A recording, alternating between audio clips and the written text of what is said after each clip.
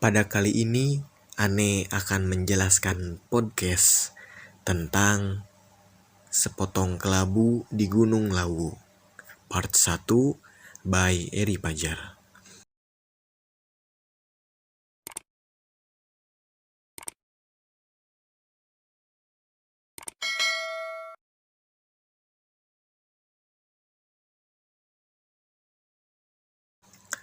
Ada beberapa catatan. Yang pertama, ini kisah tetangga. Demi kenyamanan bersama, semua tempat dan nama Ane samarkan. Nama tetangga menjadi Pijay. Yang tahu lokasi-lokasi yang bakal Ane sebut, please, harap kunci mulut rapat-rapat. Kisah ini terjadi pada tahun 2003 dan baru diceritakan ke Ane tahun 2005.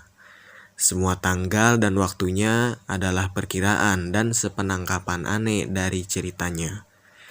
Yang perlu diketahui tentang tetangga Ane, dia orangnya tergolong cerdas, kutu buku dan lumayan selengean lah orangnya. Suatu kondisi yang bertolak belakang sebenarnya. Biasanya kan kutu buku identik dengan pendiam. Nah, dia kebalikannya. Wajah dan penampilan gak buruk-buruk anget lah. Penampakannya 11-12 sama Rian Hidayat. Googling aja kalau penasaran. Ria Pijay ini sebenarnya banyak cewek yang deketin dia, tapi dia sikapnya dingin kalau sama cewek. Bacaan dia gak jauh-jauh dari ilmu eksak, teknologi dan sains. Setamat SMA, dia masuk fakultas teknik di universitas di kota J yang punya boulevard, jadi dia gak percaya klinik, hantu-hantu sebangsanya. Tapi dia percaya ada alien di luar bumi. Ya, Pijay ini agak unik nih bocah gitu kan. Oke, cus kita mulai ceritanya. Siang itu, sebagai ungkapan syukur atas kelulusan kami, aku sebagai Pijay, Bang Ray, Kumal, Perdi, Bodong, dan Rawon sepakat buat manjat gunung.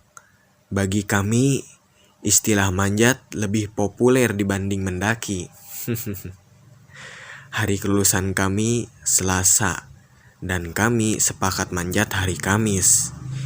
Minggu depannya rencana itu juga muncul gitu aja tanpa ada persiapan matang jauh-jauh hari dari sebelumnya. Itu juga dilakukan semata karena buat merayakan kelulusan kami. Oh iya, kami membiasakan diri untuk selalu memiliki rencana matang sebelum manjat. Semisal persiapan logistik, alat-alat, menghitung estimasi waktu perjalanan dari rumah menuju base camp, estimasi waktu memanjat sampai balik lagi ke rumah, serta estimasi waktu yang dibutuhkan buat persiapan fisik. Pemanasan, lari atau olahraga ringan yang tujuannya biar melemaskan otot-otot dan gak cedera ketika memanjat nanti. Biasanya sebulan sebelumnya kami sudah memiliki rencana matang sebelum hari H manjat. Tapi kali ini rencana kami boleh dibilang mendadak. Kami semua masih SMA, kecuali Bang Ray. Dia anak Mapala yang udah lumayan senior, sekaligus kakaknya si Kumal. Boleh dibilang, selain Bang Ray dan si Kumal, kami hanyalah pendaki amatir. Tapi bagiku ini adalah pendakian ketiga. Setelah pendakian kedua kemarin gagal muncak di Gunung Lawu karena cuaca tak mendukung. Makanya, rencana kali ini kami akan manjat lagi ke Lawu. Dari rombongan ini, hanya aku dan Bang Ray yang punya HP. Itu juga HP bekas yang nada deringnya masih monoponik, yang musiknya akan berbunyi tililulit, tililulit, tililulilit kalau ada yang nelpon. Terus akan berbunyi tit, tit, tit, tit, disertai getaran kalau ada yang mengirim pesan singkat. HP-ku adalah HP sejuta umat yang katanya bisa menghubungkan orang-orang. Skip. Hari Rabu siang, tepat sehari sebelum memanjat, HP ku bergetar hebat. Tit, tit, tit gitu kan. Udah beres semuanya, Jai. Titik kumpul gak ada perubahan, please be on time. Gitu pesan singkat yang ku terima dari Bang Ray. Hari yang kutunggu tiba. Kami berkumpul di sebuah toserba yang letaknya di pinggir perempatan. Selain membeli tambahan logistik, titik kumpul ini merupakan pertengahan dari rumah kami masing-masing. Bang Ray menganjurkan kami tak hanya membawa mie instan, tapi juga beras yang sudah dibungkus plastik kecil-kecil. Nantinya, beras itu akan menjadi seperti lontong setelah direbus. Selain praktis, cara ini juga irit ketimbang banyak membeli mie instan. Ini udah kami buktikan di pendakian sebelumnya. Setibanya di base camp, langsung kami melakukan simaksi dan packing ulang perlengkapan. Jai, lu gak lupa bawa perlengkapan biasanya kan?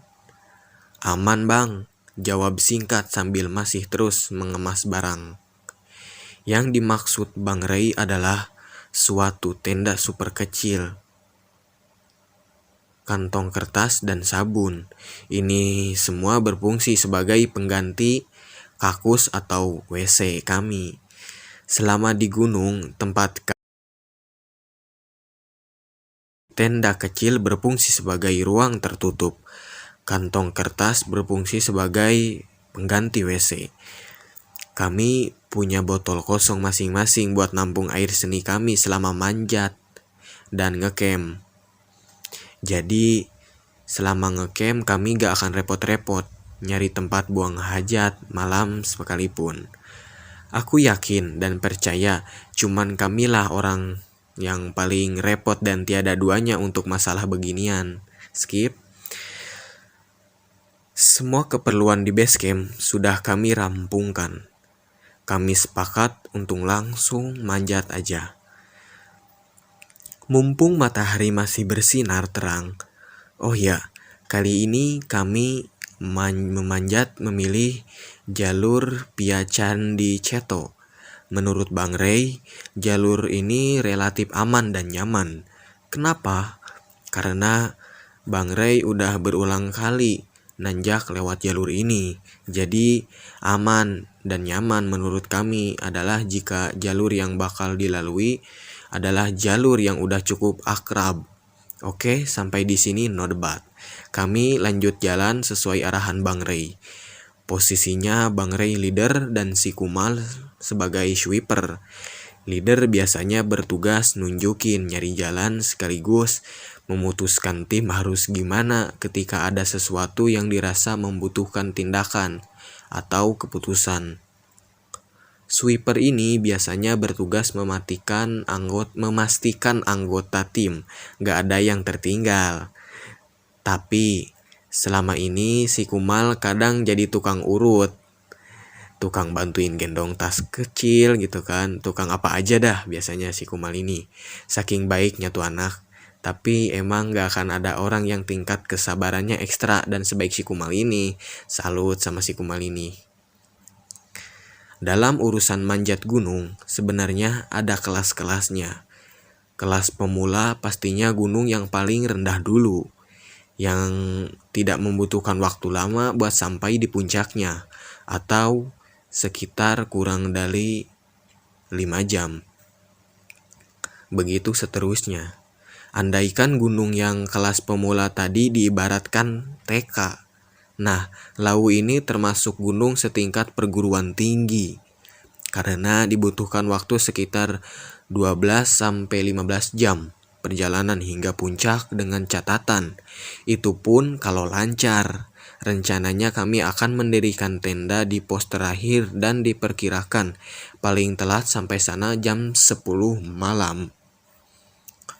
Salah satu kenekatan dan kelalaian tim kami ini adalah kami langsung merasa expert gitu setelah naik 1-2 gunung sebelumnya. Tapi lagi-lagi karena ada Bang Ray, kami percaya akan baik-baik saja.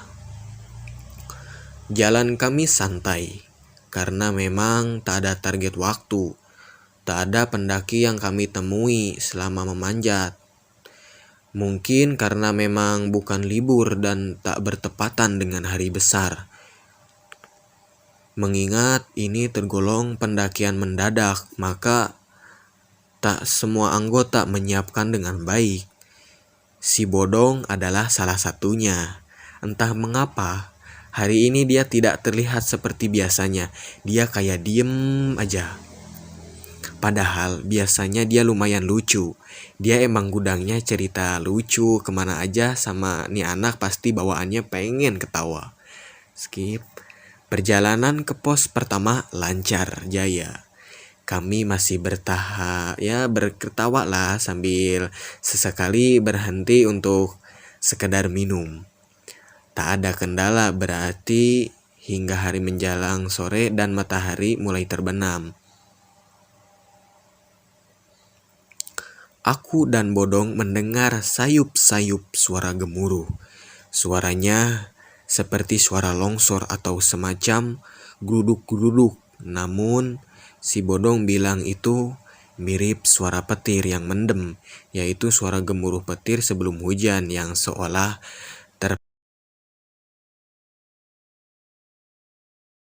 Posisiku tepat di belakang Bang Ray, dan si Bodong tepat di belakangku.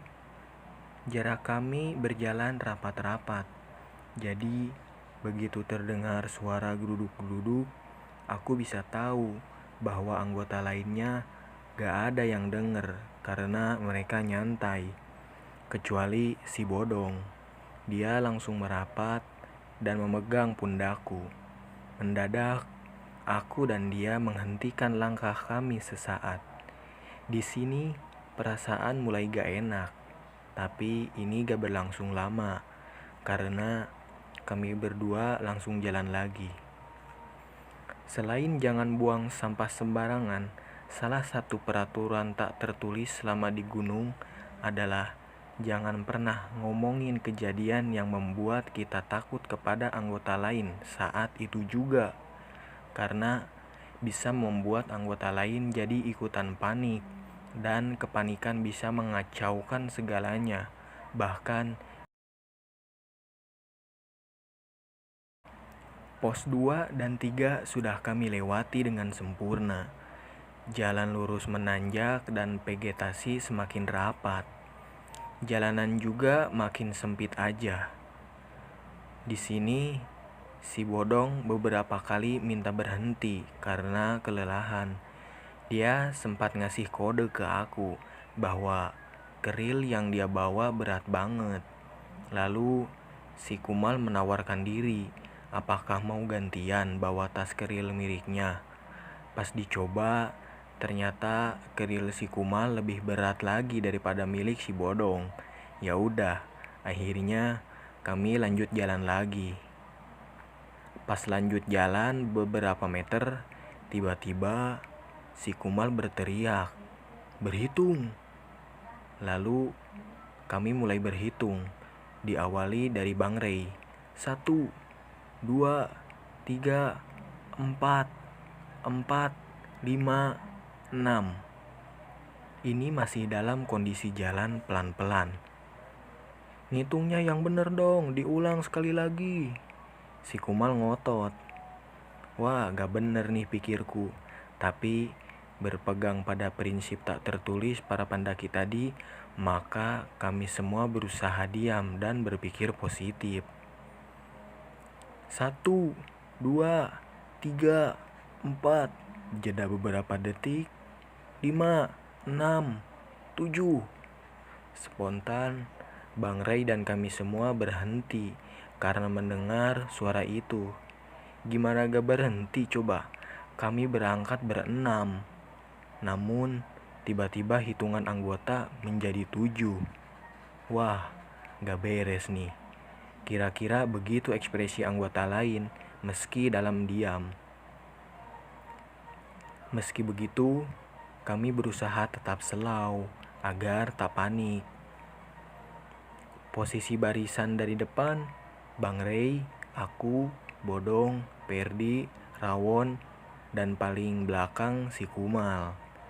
Jarak kami rapat-rapat, paling selisih 2 langkah saja antara satu dengan lainnya. Tapi ternyata pas berhenti dan kami semua menengok ke belakang, jarak antara Perdi, Rawon, dan si Kumal berjarak cukup jauh, yaitu sekitar 5 langkah satu sama lain. Rapatkan barisan, hitung ulang. Mendengar perintah itu, secara otomatis Perdi, Rawon, si Kumal melangkah maju merapat ke arah kami. 1, 2, 3, 4, 5, 6. Kami menunggu, barangkali masih ada yang berteriak 7. Setelah ditunggu agak lama, tak ada suara hitungan lagi setelah si Kumal. Meskipun suara misterius itu hilang, namun ketegangan kami tak hilang begitu saja. Dalam kondisi seperti ini, Bang Ray memerintahkan kami agar berjalan lebih rapat lagi. Terus terang, aku dan lainnya yang masih tergolong amatir belum pernah mengalami kejadian seperti ini di pendakian sebelumnya. Maka kejadian barusan adalah pengalaman yang pertama, sekaligus pengalaman yang nyaris membuat ciut nyali. Mungkin Bang Ray paham apa yang kami pikirkan. Jangan ada yang melamun, segera jalan lagi pelan-pelan. Bang Ray memeriksa jam tangannya. Waktu sudah menunjukkan pukul 8 malam. Rencana semula kami akan ngecamp di pos terakhir, tapi jika tak memungkinkan, maka kami akan buka tenda di mana saja selama ada tanah datar. Ntar begitu ada tempat datar, kita nenda aja ya, makan dan istirahat dulu. Perjalanan semakin sulit karena jalan semakin menanjak dan didominasi dengan akar-akar pohon yang nongol sembarangan di jalur pendakian. Vegetasi juga mulai berubah dari yang pohon kecil rapat-rapat berganti pohon yang mungkin aja agak gede-gede. Karena malam hari tentu pandangan kami terbatas dan senter yang dipegang Bang Ray hanya menerangi jalan saja. Begitu tak ada gangguan, berarti selama perjalanan ke sini gak tahu kalau yang lainnya. Kami sampai di pos 4 dengan aman. Di sini kami gak berhenti terlalu lama karena Bang Ray mengarahkan agar kami naik sedikit lagi untuk ketemu sabana ataupun tanah yang lumayan datar untuk ngecamp sekaligus makan malam dan minum yang anget-anget. Kata Bang Ray, pos 4 ke pos 5 membutuhkan waktu sekitar 2 jam kalau lancar. Tapi kami sepakat untuk tak melanjutkan ke pos selanjutnya dan ngecamp di padang rumput yang gak terlalu besar. Tapi kami pikir tanahnya datar dan cukup bagus buat segera menggelar tenda dan menyiapkan makan malam. Semua kebagian tugas buat menyiapkan segalanya. Aku kebagian bikin tenda kakus dan bikin jahe anget campur susu sasetan. Kata Bang Ray, hindari minum kopi, teh, atau minuman mengandung kafein kalau malam gini. Lebih baik minum yang anget dan mengandung susu, karena bisa membantu kita lebih cepat mengantuk. Well, ini beneran terbukti dan membantuku tidur lebih nyenyak. Perdi kebagian masak nasi, yang nantinya jadi mirip lontong. Lauk yang kami bawa juga lauk-lauk kering, tahan lama, biar bisa dibagi-bagi, dan irit. Pokoknya kami menghindari makan mie instan sebagai menu menuju tidur. Setelah beres, kami tidur nyenyak sampai pagi. Dan sedikit terlambat buat summit. Kami packing dan melanjutkan perjalanan sampai puncak. Rencananya begitu sampai puncak kami akan langsung turun. Akhirnya kami sampai di puncak Hargo Dumilah dengan selamat. Di puncak, kami berdoa bersama-sama, mengucap rasa syukur atas kelulusan kami. Foto sebentar dengan kamera pocket lalu turun. Tak ada pendakian yang lain yang kami temui di puncak. Hari itu kami merasa beruntung karena cuaca cukup cerah dan tak ada gangguan yang berarti.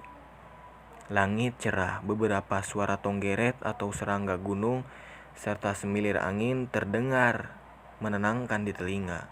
Pokoknya suara hari itu cukup mendukung buat merayakan kelulusan kami. Tapi tetap saja, si Bodong gak kayak biasanya. Meskipun sesekali dia melucu, namun dia lebih banyak diam. Lalu kami memutuskan untuk turun. Sebelum turun, aku izin sama mereka untuk pipis dulu. Meskipun aku bawa botol khusus buat nampung air seniku ini, tetap saja aku harus berlindung di balik pohon atau paling tidak sedikit menjauh cari tempat yang aman.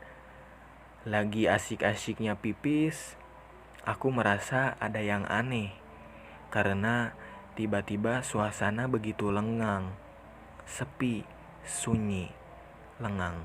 Aduh, gimana sih jelasinnya? Rasanya seperti diriku berada di sebuah ruang tertutup yang sempit. Gak ada jendela, gak ada pintu, dan cuman tembok aja. Gak ada suara apapun kecuali suara napasku sendiri. Aku sempat berpikir, masa di ruang terbuka di puncak gunung yang seluas ini aku gak bisa dengar napasku sendiri. Cepat-cepat ku selesaikan ritual pipis itu, lalu segera berlari menuju tempat di mana teman-temanku berada. Tapi tak kutemukan mereka di sana. Ku telepon Bang Rey, tapi tak ada sinyal. Ku kirim pesan singkat padanya bahwa aku masih menunggu di puncak dan mereka meninggalkan aku di sini sendiri. Sambil masih berpikir positif dan meyakinkan diri bahwa jarakku tak lebih dari 20 langkah dari mereka, aku berteriak memanggil Bang Rey, namun tak ada jawaban. Lalu ku panggil satu persatu nama temanku, tetap tak ada jawaban. Lalu masih berusaha tetap tenang, ku coba berjalan turun persis di jalan yang sama ketika kami naik tadi. Karena tak menemukan tanda-tanda keberadaan kawan-kawanku, maka keputusan untuk menunggu beberapa saat. Setengah jam, sejam, 2 jam. Karena tak mau gegabah untuk turun sendirian, maka kuputuskan untuk terus bersabar di sini sampai aku tertidur. Begitu pulasnya aku tertidur hingga tak tahu bahwa sudah tertidur cukup lama. Itu pun aku terbangun karena mendengar suara cukup riuh. Betapa terkejutnya pada apa yang kulihat. Aku berada di tengah perkampungan. Semua pria di sana mengenakan baju serba hitam dengan udeng dari kain jarik. Tahu kan udeng? Udeng merupakan penutup kepala pria Bali yang biasanya terbuat dari kain putih atau berwarna-warni dengan sedikit warna emas sebagai hiasannya. Nah, yang kulihat ini coraknya kain jarik berwarna putih dan coklat, sementara semua wanitanya memakai kemben selayaknya wanita-wanita zaman dulu, persis seperti foto-foto nenekku yang pernah kulihat. Suasana saat itu selayaknya pasar. Mereka sedang melakukan transaksi jual beli. Ada yang bawa ayam, daun singkong yang diikat, juga bawang merah yang masih ada daunnya. Tanpa beranjak, kuedarkan pandang. Sejauh mata memandang adalah bangunan rumah yang terbuat dari kayu, berbentuk seperti rumah panggung, dan semua atapnya dari daun rumbia. Pokoknya bukan genting, seperti rumah di kampungku pada umumnya. Dalam hitungan detik, Keherananku berubah menjadi ketakutan. Kok bisa tiba-tiba aku berada di sini? Bukankah aku sedang berada di gunung? Apakah aku tersesat? Deng, bangs. Hampir aja aku misuh karena saking terkejutnya saat seseorang menoel-noel pundakku. Seorang wanita tampak tak jauh beda dari umurku. "Kamu tersesat, Bang?" tanyanya. Kuanggukan kepala perlahan. "Sama," katanya lagi. Ia meraih tanganku, lalu sedikit memaksa agar aku mengikutinya. Bagaimana ia juga ada di sini? Kok sepertinya dia punya tujuan membawa aku pergi? Kemana dia akan membawaku? Dilihat dari jalannya, sepertinya dia hafal tempat ini. Siapa dia? Kita kemana? Jangan sembarang narik orang ya. Aku mulai sewot. Shh, kalau kamu mau nyawamu selamat, hindari tempat itu dan ikut aku.